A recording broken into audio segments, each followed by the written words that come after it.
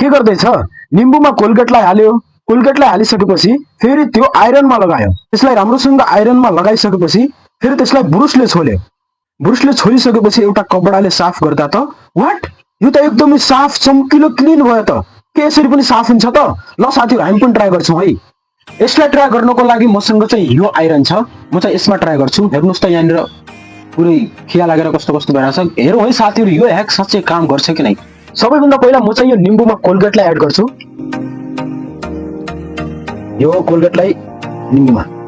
ल साथीहरु मैले चाहिँ यसमा यो कोलगेट एड गरिसकेको छु अब हामी यसलाई यो आइरनमा लगाउँछौं है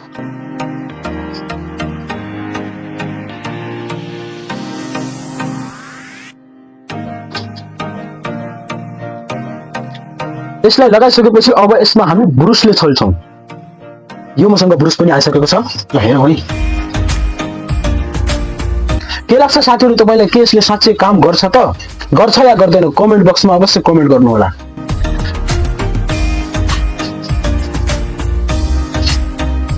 ल साथीहरु यसको रिजल्ट हेर्नु भन्दा अगाडि चाहिँ म यस्तो यस्तो भिडियो बनाउँदै गर्नेछु साथीहरु मेरो पेजलाई फलो गरेर राख्नु होला है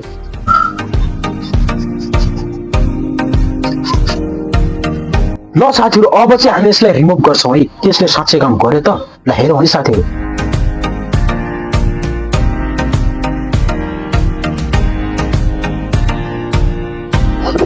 हेर्नुस् त साथीहरु यो पहिलो छ यो चाहिँ गएको छैन यो कालो कालो यो पनि गएको छैन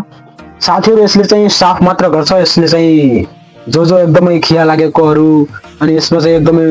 काठहरु बसेको हुन्छ तिनीहरुलाई चाहिँ क्लिन गर्न सक्दैन यसले साफ चाहिँ गर्छ साथीहरु हेर्नुस् त साफ गरिसकेको छ एकदमै सिम्पल बात भन्नु पर्दाखेरि साथीहरु यसले साफ गर्छ तर यसले खिया लागेको अनि दाग खट्टा चाहिँ हटाउन सक्दैन है ल साथीहरु भिडियो कस्तो लाग्यो मन परे लाइक कमेन्ट शेयर गर्नु होला यस्तै भिडियोको लागि मेरो पेजलाई फलो गर्नु होला धन्यवाद जय नेपाल।